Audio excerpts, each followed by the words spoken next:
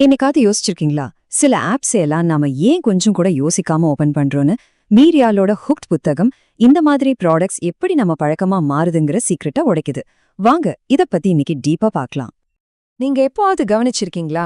கையில போனை எடுத்ததும் அடுத்த செகண்ட்ல நம்ம இன்ஸ்டாகிராமையோ ட்விட்டரையோ ஓபன் பண்ணிடுவோம். கொஞ்சம் கூட யோசிக்கவே மாட்டோம். அது எப்படி ஒரு ரிஃப்ளெக்ஸ் ஆக்ஷன் மாதிரி ஆயிடுச்சு இல்லையா? இது எப்படி நடக்குது? இந்த மிஸ்டீரியத்தான் நாம இன்னைக்கு பிரேக் பண்ண போறோம். சரி, கம்பெனிகள் ஏன் அவங்க ப்ராடக்ட்ஸை நம்ம பழக்கமா மாத்தணும்னு இவ்ளோ முயற்சி பண்றாங்க? இதுக்கு பின்னாடி ஒரு பெரிய பிசினஸ் ஸ்ட்ராட்டஜியே இருக்கு. இதத்தான் பழக்க மண்டலம் அல்லது ஹேபிட் ஜோன்னு சொல்றாங்க. ஒரு ப்ராடக்ட் இந்த ஜோனுக்குள்ள வந்துச்சுன்னா அதோட வெற்றியை யாரும் தடுக்க முடியாது. Almost guarantee. First of all, பழக்கம்னா என்னன்னு பார்த்துடலாம். பழக்கம்னா நம்ம ரொம்ப யோசிக்காம ஆட்டோமேட்டிக்கா செய்யற ஒரு விஷயம். இது நம்ம மூளை எடுக்கிற ஒரு ஷார்ட்கட் மாதிரி. எதுக்குன்னா தினமும் பண்ற சின்ன சின்ன விஷயங்களுக்கெல்லாம் எனர்ஜியை வேஸ்ட் பண்ணாம பெரிய பெரிய முக்கியமான வேலைகளுக்கு அந்த எனர்ஜியை சேவ் பண்ணி வைக்கத்தான். ஒரு ப்ராடக்ட் நம்ம பழக்கமா மாறிடுச்சுன்னா அந்த கம்பெனிக்கு ஒரு சில சூப்பர் பவர்ஸ் கிடைச்ச மாதிரி. என்ன சூப்பர் பவர்ஸ்னா, யூசர்ஸ் அந்த ப்ராடக்டை லாங் டேர்ம்க்கு யூஸ் பண்ணுவாங்க. அப்புறம் விலை கொஞ்சம் ஏறினாலும் அவ்வளவா பெருசா எடுத்துக்க மாட்டாங்க. அதை விட முக்கியம், ஃப்ரெண்ட்ஸுக்குள்ள இது நல்லா இருக்கு யூஸ் பண்ணு அப்படின்னு ரெக்கமெண்ட் பண்ணுவாங்க.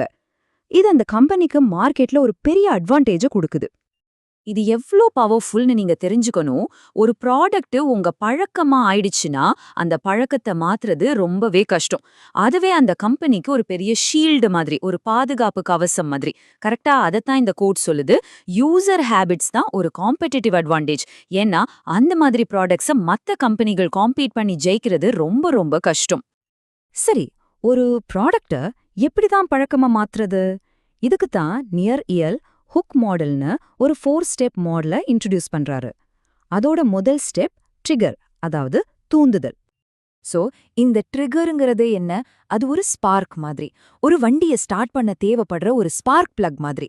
நம்மள ஒரு ஆப்பை ஓபன் பண்ணவோ இல்ல ஒரு வெப்சைட்குள்ள போகவோ வைக்கிற அந்த முதல் விஷயம், அதுதான் இந்த ட்ரிகர்.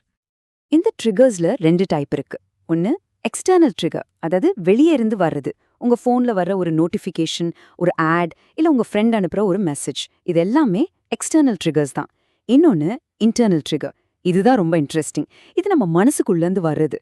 நம்மளோட ஃபீலிங்ஸ் கூட கனெக்டடா இருக்கும். போர் அடிக்கிறது, தனிமையா ஃபீல் பண்றது, ஸ்ட்ரெஸ்ஸா இருக்கிறது, இந்த மாதிரி உணர்வுகள் தான் நம்மள சில ஆப்ஸை தேடி போக வைக்குது. இதுல ஒரு ஆச்சரியமான ஆனா ரொம்ப உண்மையான விஷயம் என்ன தெரியுமா? நம்மளோட நெகட்டிவ் எமோஷன்ஸ் தான் ரொம்பவே பவர்ஃபுல்லான இன்டர்னல் ட்ரிகர்ஸ். நீங்களே யோசிச்சு பாருங்க.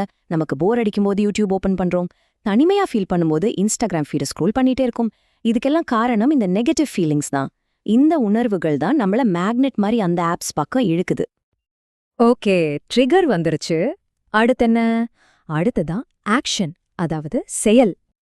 ஆக்ஷன்ங்கிறது ஒரு ரிவார்ட் கிடைக்குங்கிற எதிர்பார்ப்புல நாம செய்யற ஒரு சிம்பிளான நடவடிக்கை. ஒரு ஆக்ஷன் நடக்கணும்னா 3 விஷயம் தேவை. முதல்ல மோட்டிவேஷன், அப்புறம் எபிலிட்டி, அப்புறம் ஒரு trigger. So behaviour equals motivation plus ability plus trigger.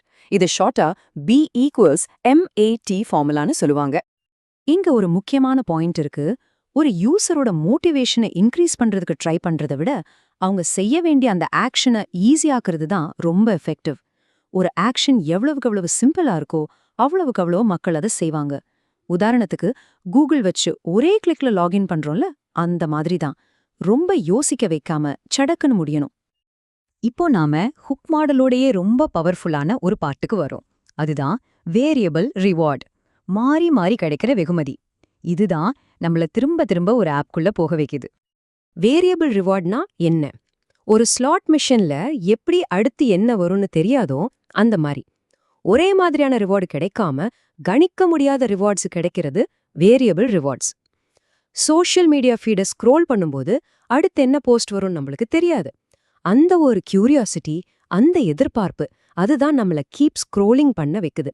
உண்மையா சொன்னா அந்த ரிவார்டை விட அந்த ரிவார்டு கிடைக்குங்கிற எதிர்பார்ப்பு தான் ரொம்ப பவர்ஃபுல். இந்த வேரியபிள் ரிவார்ட்ஸ்ல 3 டைப் தான். ரொம்ப சிம்பிள். முதலாவது ரிவார்ட்ஸ் ஆஃப் த ட்ரைப். இது சோஷலா கிடைக்கிற அங்கீகாரம். ஃபேஸ்புக்ல கிடைக்கிற லைக்ஸ், கமெண்ட்ஸ், ஷேர்ஸ், இதெல்லாமே அதுதான். ரெண்டாவது ரிவார்ட்ஸ் ஆஃப் த ஹண்ட். இதுனா இன்ஃபர்மேஷனை தேடுறது. ட்விட்டர் ஃபீடை ஃப்ரெஷ் பண்ணி புது நியூஸ் என்ன வந்திருக்குன்னு பார்க்கறோம்ல, அதுதான் இது. 3வது ரிவார்ட்ஸ் ஆஃப் த செல்ஃப். இதுங்கிறது நம்மள நாமே இம்ப்ரூவ் பண்ணிக்கிறது. ஒரு கேம்ல லெவல் அப் ஆகுறது, ஒரு ஸ்கில்ல கத்துக்கிட்டு மாஸ்டர் பண்றது, இந்த மாதிரி பர்சனல் சாட்டிஸ்ஃபேக்ஷனை தர்றது. இந்த கோட் ஒரு ரொம்ப டீப்பான சைக்கலாஜிக்கல் உண்மையை சொல்லுது.